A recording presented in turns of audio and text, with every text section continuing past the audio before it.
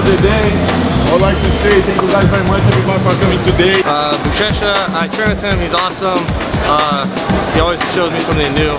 Today we're doing this rolling back take from the X guard, and that's the problem I have, X guard. So it's awesome. There's a lot of people here. We're learning from Buchecha, the best guy in the whole world, and having an awesome time. Lose the pressure, right? So he gonna turn. So the first time that I ever saw Marcus Almeida Buchecha in competition or just in person was in 2010. It was the Abu Dhabi World Professional Jiu-Jitsu Championships in Abu Dhabi. And he was hanging around, a friend of mine, Jake McKenzie, and Hillary Williams was there too, and we were in Abu Dhabi together, in the hotel. We see each other, and I saw him compete, and I believe he was still a brown belt at the time. No one really, there wasn't a huge buzz around Buchecha. He was just this guy, and obviously for him making it to the Abu Dhabi World Pro, he had to qualify, so he must have won the qualifier, but there wasn't really a buzz around him at that time, not until the next year. And amongst some of the promoters of the Abu Dhabi World Pro Trials, it almost became like a joke because this guy came out of nowhere and just began competing at all the World Pro Trials. And what the policy was is if you won the Openweight Championship, and I believe some of the divisions, you won the cash money. And Buchecha went after trial after trial. He already earned a spot, but he went to every trial in the US, and I'm pretty sure he hit every one, and maybe even Brazil, a couple of them, and won every single one, winning the division or the absolute, winning the big bucks. And that's, in my eyes, before he exploded, that's when the legend really began for me with Marcus Buchecha.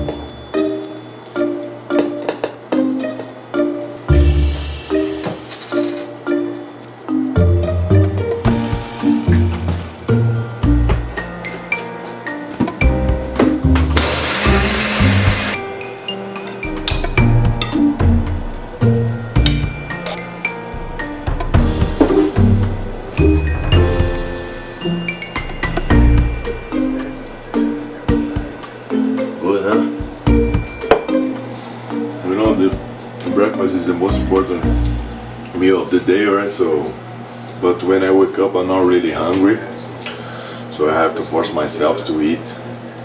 So that's why I try to make something tasty, So, protein, like I do like a acai shake with protein, some superfoods, some fruits, banana, strawberry, and like a sandwich with almond butter, jelly, banana, some yogurt too, so this kind of stuff tastes good, so it makes me eat, stay strong and with energy for the whole day.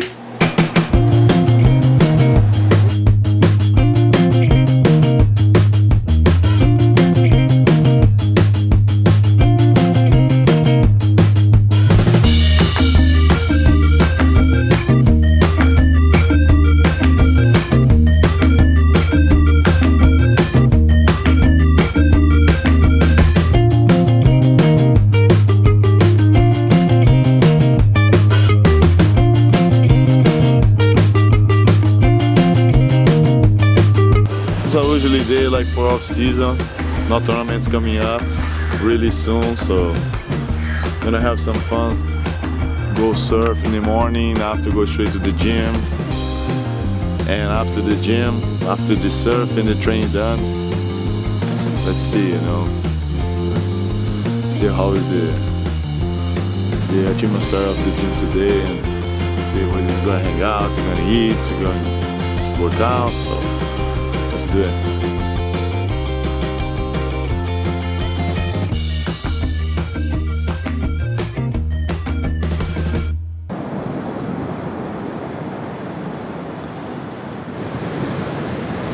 I just see where you're gonna surf. If you're here or in front of my house. Just checking.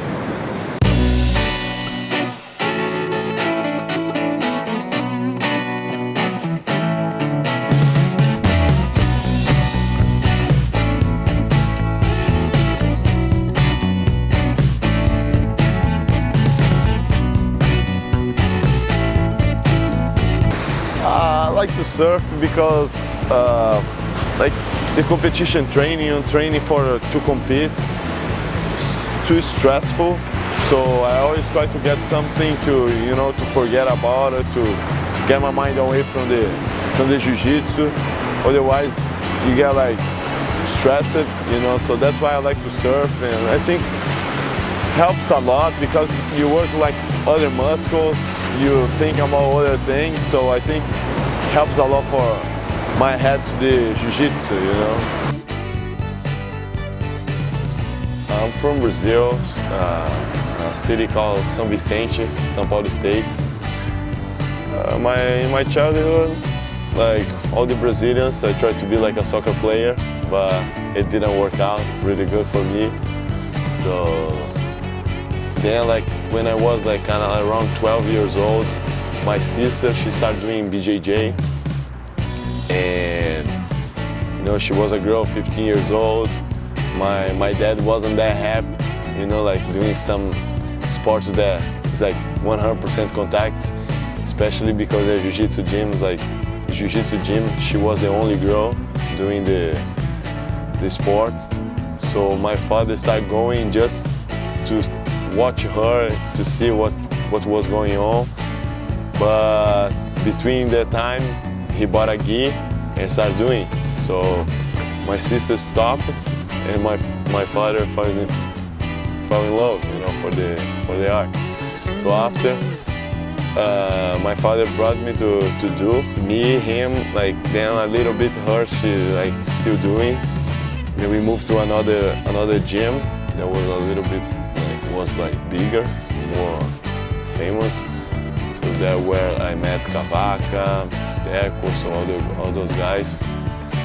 And since like 15 years old, I started like taking really serious.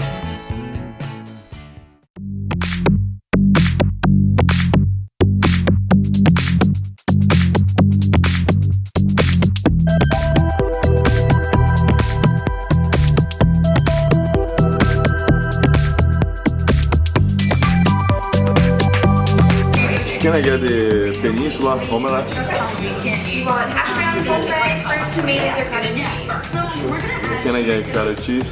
Coconut toast. A wheat? If you can eat, that's enough, you know. I don't like, I eat everything, a little bit of everything, you know. I don't have like a really strict diet, but I just try to eat like healthy, you know. But they eat more than me, you know, so. Coverage you need in 2015. To falar a verdade, I want to tell the truth. We have the Buchecha diet. Buchecha diet is like 2-3 plates every meal. He just like a point and stuff, whatever they and bite for their friends too. But today he's shy, so he makes some order. He asked for us that their friends make some order just for him bite for their friends, for you guys to see how he eats.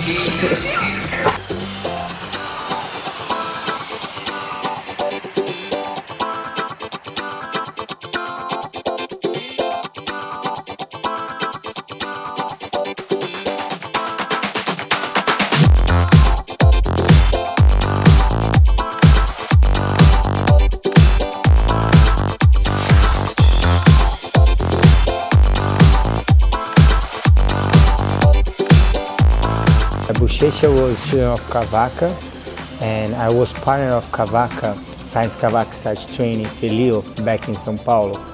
So when I moved to US in 2007, 2008, after 1 year, Cavaca bring Buchecha to compete. His first world champion was a purple belt.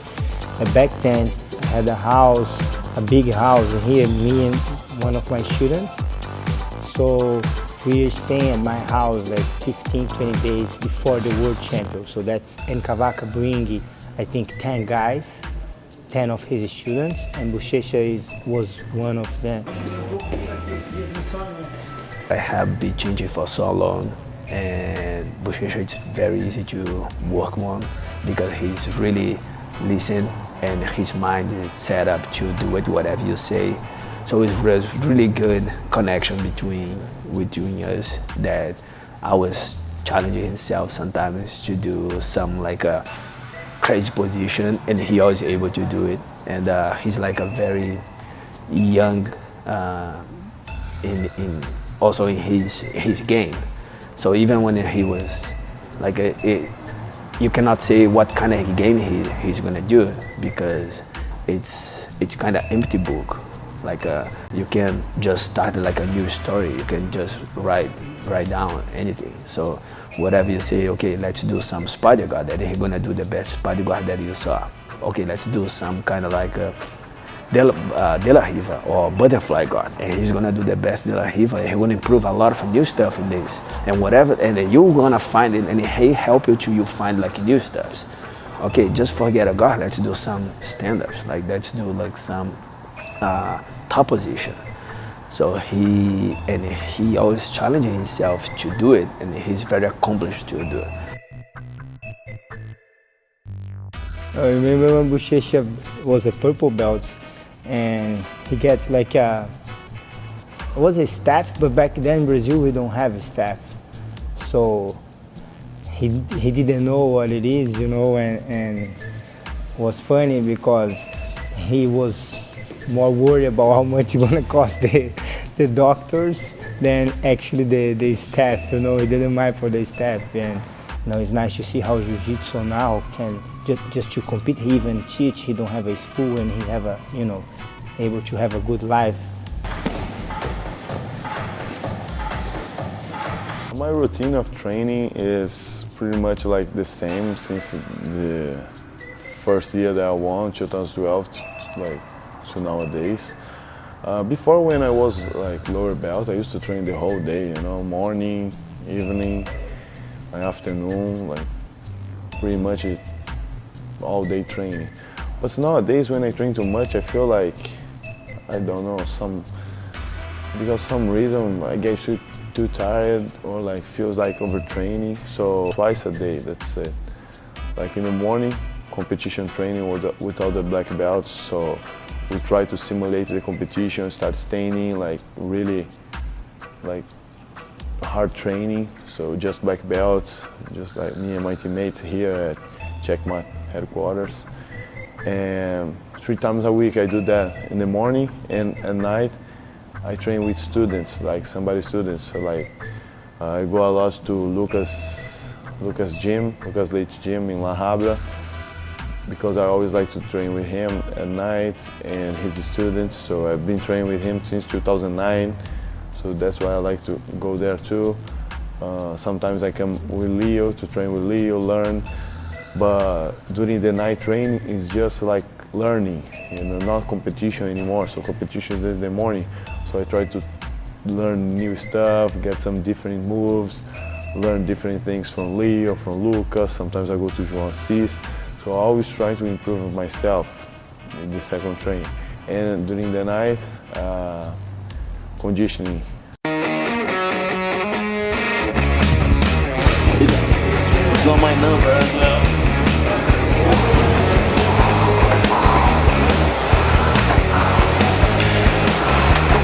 Marcus Buchecha, he's obviously you know, a phenomenal athlete. It's really pretty simple to coach somebody with his caliber. He's not the guy who's gonna pushing like a 3-4 class per day. He doesn't like it. Even like I don't like to push people like that. I let but he have like it's a good balance. I think that's the secret. I think he happy with he do it. So he have a time to training, have a time to relax. So he surf, he train jiu-jitsu, he hang out. So he have like his social life and his sports life and his business are like in a balance. So with the Olympic lifting, we want to work on the power. I believe with the Olympic lifting, you're gonna get your most power out of that type of lifting versus the traditional bodybuilding movements.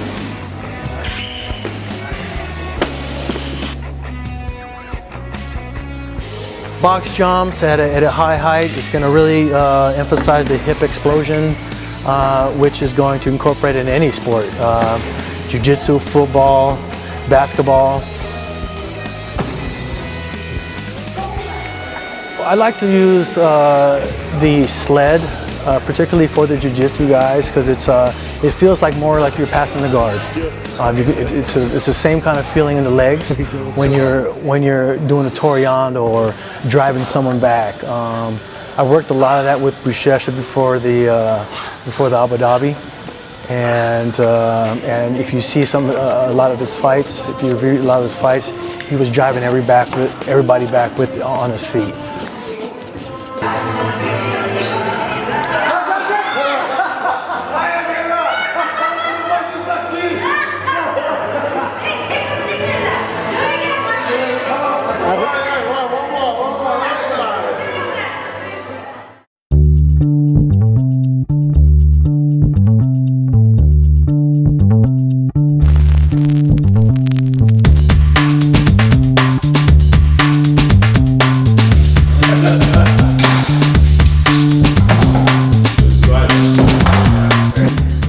Hayabusa is synonymous with mixed martial arts. We wanted to make a big push into the specific jiu-jitsu discipline. How do we do that? We associate ourselves with the best jiu-jitsu practitioner in the world. And who is that? We believe it's Buchecha Almeida. So we reached out to Marcus and we spoke with him about joining the Hayabusa team, and he was quite ecstatic with the opportunity. Hayabusa is known to sponsor fighters like George St. Pierre, like Anthony Pettis in the MMA world. And we want to do the same in the jiu-jitsu world. If we're associated with the best in MMA, we want to be associated with the best in jiu-jitsu. When it comes to product development, Marcus is on board with all of it, from the look of the gi, to the design of the gi, to the feel of the gi, to the performance of the gi. I mean, this is something he trains in and competes in regularly. He wants to be training in the best, to be competing in the best. So we take his feedback very seriously and implement any of those ideas that he has into our gis.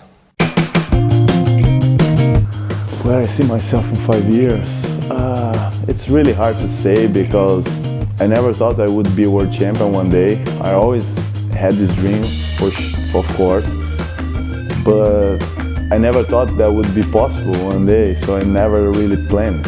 And after the second year, the third year was the same. I never like, oh, I want to do that, or I need to do that. I never put that pressure on me. Things in my life are just like happening, like just natural way. And I think I'm gonna keep my head like that. But for sure, I still like, I still want to fight. So I still want to have this feeling. For sure, because that's something like you cannot describe, right? But I really like have no idea if I can stick with the jiu-jitsu, if I go into MMA, but who knows? I just let it flow, you know.